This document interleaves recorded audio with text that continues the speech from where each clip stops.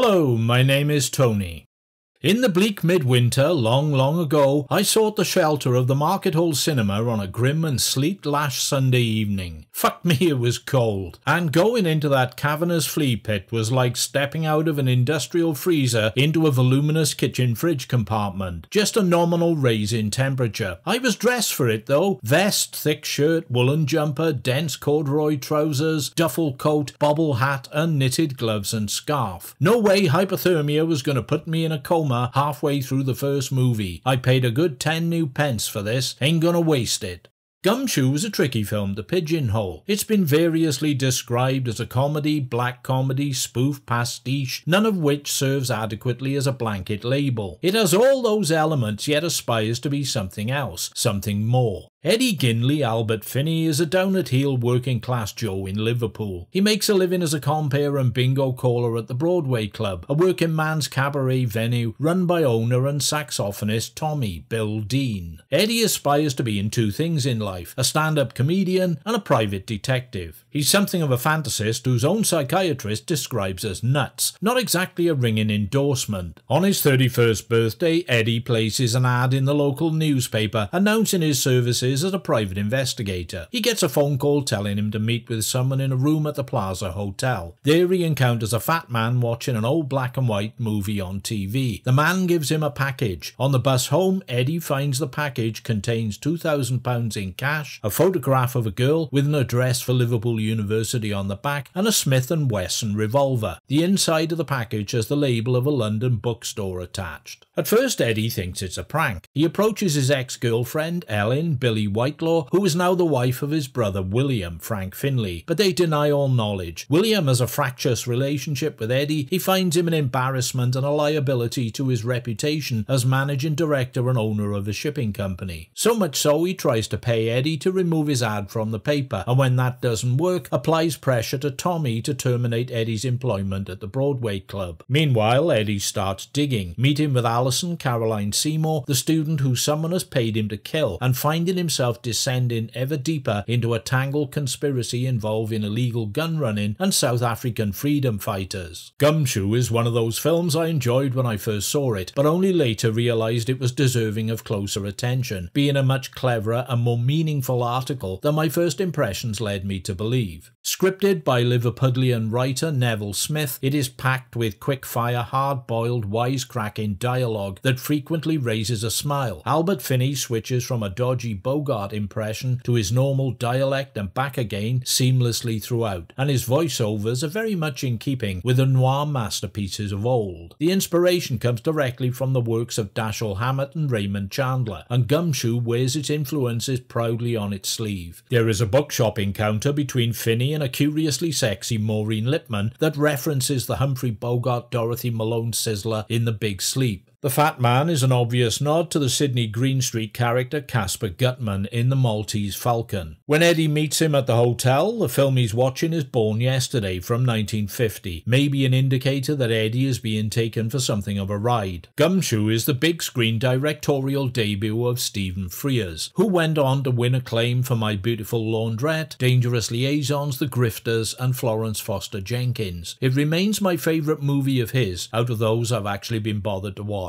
The Grifters would run it a close second. The score is by Andrew Lloyd Webber, including an original rock and roll song with lyrics by Tim Rice. Lloyd Webber replicates the style and audio aesthetics of a multitude of compositions from the detective flicks of the 30s and 40s, whilst adding some more 70s style touches. It's fine work, some of it he recycled later for his stage musical Sunset Boulevard. Albert Finney was one of the most accomplished screen actors of his generation, easily up there with Burton, O'Toole and Hopkins. He cut his movie teeth on the working-class kitchen sink drama Saturday Night and Sunday Morning. His portrayal of Eddie is a terrific achievement, effortlessly switching roles from confident club compere to stand-up comedian to hard-boiled detective to self-effacing northern guy. He's not tough or any good in a fight, but he's a lot sharper and way more astute than anyone gives him credit for, far from the easily manipulated, mentally unstable patsy almost everyone seems to think he is. Armed with his wits and a Molotov cocktail, he manages to crack the case, but predictably enough by then, doesn't get the girl. There is much to enjoy in Eddie's verbal fencing and interactions with other characters, and although there are no striking action set pieces, the film manages to grip with its smart and stylish way of telling the story and through the richly drawn and observed characters. Chris Menji's cinematography plumbs for that neo-realistic kitchen sink look, which is ideal for capturing the early 70s Liverpool and London locations. Billy Whitelaw, Caroline Seymour, Maureen Lipman, Janice Rule and Wendy Richard look like real women with not a hint of cosmetic surgery in sight, and as such embody a down-to-earth glamour and sex appeal. Frank Finlay is a suitably deadpan foil for and focus of Albert Finney's wisecracking and the barbs of which he is usually the exasperated target. Thematically, the gist is that no one is entirely what they seem. Eddie may be a fantasist, a freewheeling idealist who never grew up, but he's not alone in his drive to be something other than what he is. While Stephen, his psychiatrist, is quick to write him off as a basket case, his mental health, in inverted commas, is not really his problem. That's an issue for other people and their perceptions. Tommy, the owner of the Broadway Club, plasters his office wall with framed photos of him in the company of big celebrities and stars like Frank Sinatra and Danny Kaye. They are mock-ups, fakes. An old man's fantasies, he tells Eddie. You're 42, Eddie replies. The fat man first seems to be a major criminal figure. He is in fact a washed-up South African diplomat and heroin addict. Alison, the student, turns out to be the daughter of a South African freedom fighter. William, Eddie's straight-laced and respectable brother, is running illegal arms to the South African militia via his company. Not such a stand-up guy. Ellen, his wife, Eddie's ex, is in on the deal and manipulating Eddie. She's not quite his loving ally. Straker, Fulton McKay, represents himself as a cold-blooded button man and fixer. He's just a broken-down opportunistic bum on the make, who'd have difficulty killing time, let alone a mark. Just about everyone sells Eddie short. They fail to realise that just like the hard-boiled detectives in the fiction he idolises, he has a code of honour, a solid moral core. He can't be threatened, coerced or bought off. When he gets out of the car at the end, leaving behind damning physical evidence of the fat man's murder and firing his pistol into the air to draw the police to the wrongdoers, we cheer for him in celebration of his moral conscience, his ambition to do the right thing and uphold the ethics of the crime fighters he emulates. Gumshoe is a truly lovely film, a clever, neo-realistic British kitchen sink drama mystery crossbred with American detective fiction and infused with a sharp sense of wit and humour. It's well worth your time.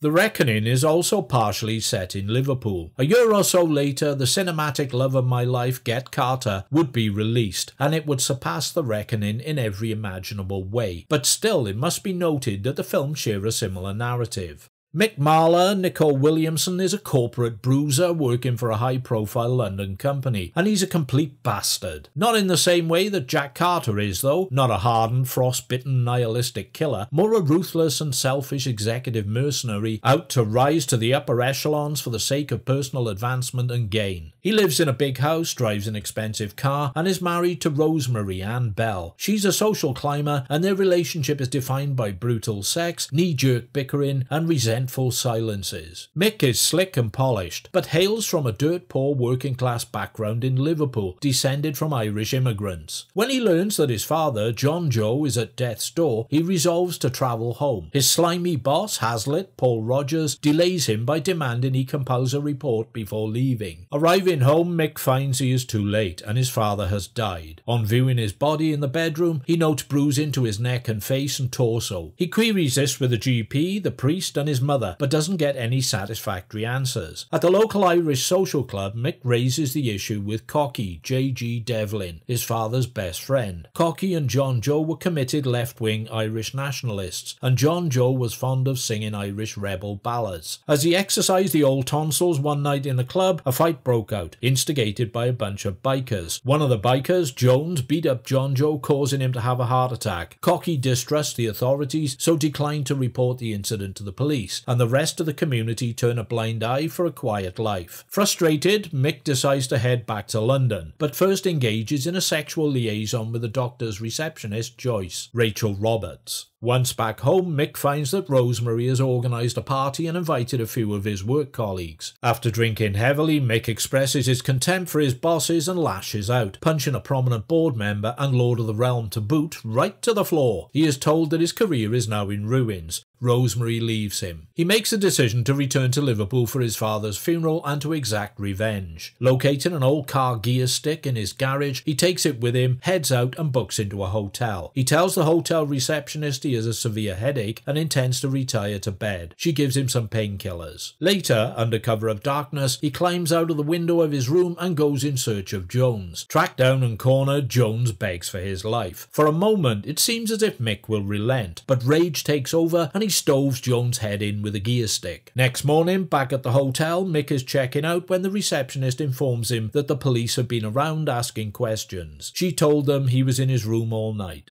After attending his father's funeral, Mick's mother informs him that the police have paid her a visit. She tells him, "You're a bad lad." Affectionately kissing her goodbye, he replies, "I always was." Mick isn't done yet though. He calls in to see Hazlitt's secretary Hilda Zena Jones at her home as he knows she is secretly attracted to him. After seducing her and taking her to bed, he coerces her into revealing damaging information about Hazlitt. He takes the information to Moyle, Douglas Wilmer, the head of the company, and Moyle offers him Hazlitt's job. He proposes to let him keep Hilda as his secretary, but Mick refuses, telling Moyle that she is untrustworthy. What a bastard! Reconciled with Rosemary, they are driving along a stretch of motorway when Mick makes the reckless choice of speeding past a barrier signalling some roadworks in progress. In a nail-biting and frankly hair-raising scene, he just manages to swerve out of the path of an oncoming truck, fighting to regain control of the car, ploughing through traffic bollards. It's a near miss, but he manages to get his vehicle back on track. "If I can get away with that," he tells a traumatized Rosemary, "I can get away with anything." The Reckoning was Jack Gold's second big-screen directing gig after The Beaufort's Gun in 1968, and his second to feature Nicole Williamson. Williamson had the capacity to be a powerhouse performer, and one who was not afraid to play unsympathetic roles. He also had a talent for instilling intriguing traces of humanity into those roles, and certainly does so in his portrayal of Nick Marler. Despite his reprehensible character, Marler can be sentimental and briefly vulnerable, and Williamson taps into this and exploits it to good emotional effect. Despite his best attempts to refine himself, it takes very little to tip him into acts of impetuous rage and violence. His bosses are all English, and his contempt for those so-called gentlemen rises to the surface as soon as he reconnects with his roots. This is further depicted by the way his cultivated accent slips sporadically into an Irish Liverpudlian lilt when he's back in his hometown. Seems you can take the boy out of the slums, but...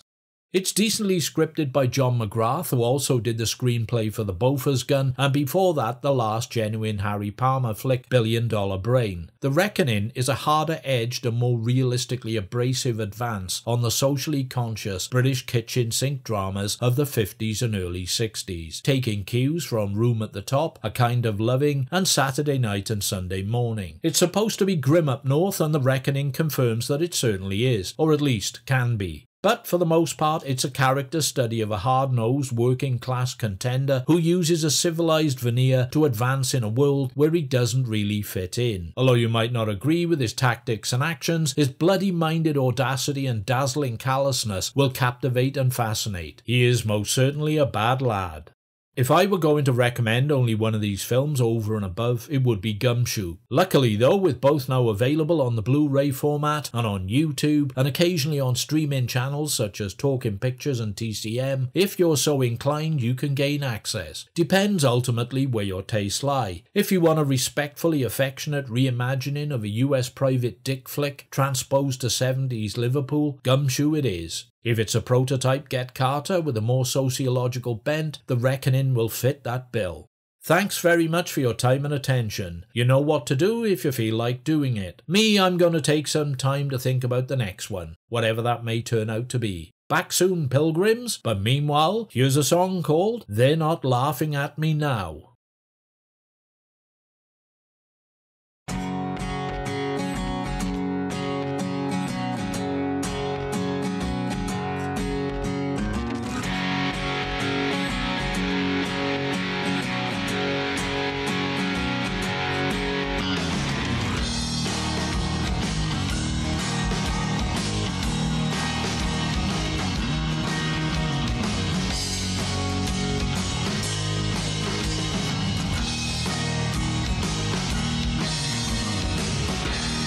to your city where the peasants all wore suits. Your executive decisions scrape the trouble off our boots. In the dirty holy order of a think tank claiming tax, a church of prostitution built on breaking people's backs.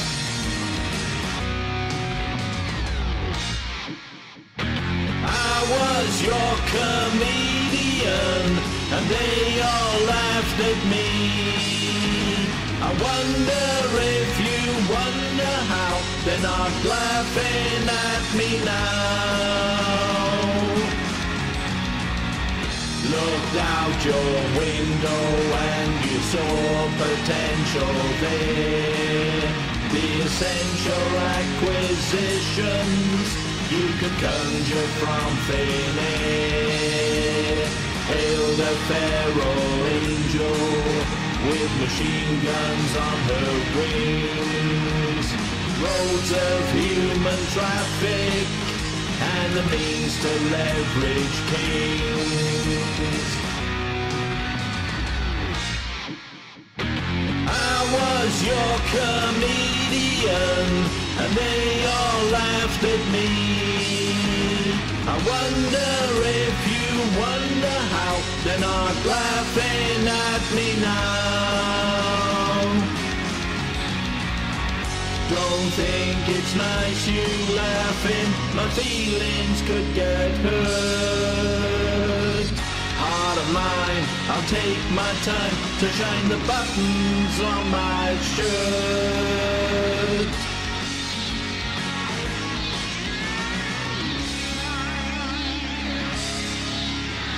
So you bypass justice with a makeshift ligature.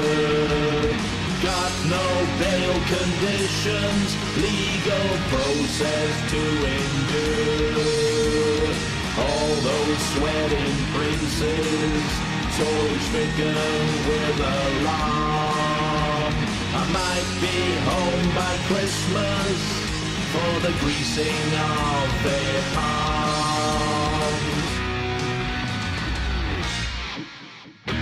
I was your comedian and they all laughed at me. I wonder if you wonder how they're not laughing at me now. I was your comedian and they all laughed at me.